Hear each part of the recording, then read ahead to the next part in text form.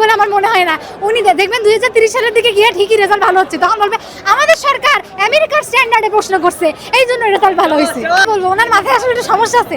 আমার ধারণা উনি চরম লেভেলের নার্সিসিস্ট, ওনার একটু মানসিক চিকিৎসার দরকার। স্পিচলেস হয়ে গেছি, আসলে বলার মতো কিছু নাই। মানে আমি অনেক স্টুডেন্টরা আছে গালিবাজি করতেছে, অনেক কিছু করতেছে, আমি এগুলো সমর্থন করি না। কারণ একটা ভদ্র পরিবারের সন্তানরা এরকমভাবে গালিগালাজ করতে পারে না আমার মতে। তবে উনি যেগুলো করতেছে এগুলোও অযৌক্তিক। একবার কি ওনার উচিত না স্টুডেন্টদের ব্যাপারে ভাবা?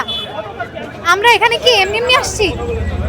আমরা তো বলতেছি না যে আমাদেরকে এমনি এমনি পাস করে দাও, আমরা এই দাবি করতেছি না।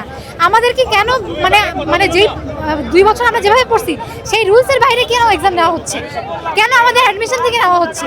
আগের সরকারও বলছে, উনিও বলতেছে, মানে মানুষই এগুলার রিপ্লাই দিচ্ছে। আমি আসলে বলার কেউ না, আমি তুচ্ছ মানুষ।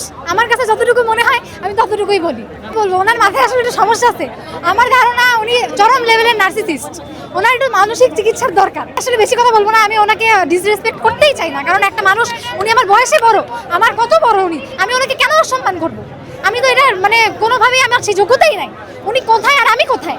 আমি তো একজন, উনি পিএইচডি ধারী, আমি তো তাও না। আমি একজন নগণ্য মানুষ, ইন্টারটা পাস করতে পারি নাই। সেখানে আমি তাকে কিভাবে অসম্মান করে কথা বলি? কিন্তু তিনি যা করতেছে সেগুলো কি যৌক্তিক?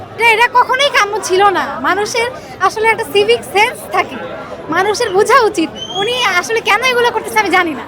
অবশ্যই এটা ছাড়া আর কিছু না। অলরেডি উনি বলছে যে বিগত বছরে সরকার প্রশ্ন করছে, এটা কিভাবে সম্ভব হয়? উনি বলছে 4 মাস সময় পাইছি, আমরা প্রশ্ন ঠিক মতো করতে পারিনি, আগে সরকার করছে। এটা কোনো কথা? উন্নতি হবে বলে আমার মনে হয় না। উনি দেখবেন 2030 সালের দিকে গিয়ে ঠিকই রেজাল্ট ভালো হচ্ছে, তখন বলবে আমাদের সরকার আমেরিকার স্ট্যান্ডার্ডে প্রশ্ন করছে এই জন্য রেজাল্ট ভালো হয়েছে। আর আমরা তো মানে বাসটা খাবোই, আমরা তো খাচ্ছি, আমরা তো মারা খেয়ে গেছি অলরেডি। ফার্স্ট পেপার পরীক্ষা দিয়ে আজকের কোশ্চেনটা ভালো ছিল আলহামদুলিল্লাহ, কিন্তু ফার্স্ট পেপারে যারা পরীক্ষা দিছে প্রত্যেকে কান্না করছে, বাসায় গিয়ে রাত্রেবেলা ঘুমাইতে পর্যন্ত পারি নাই, এত বাজে প্রশ্ন করছে।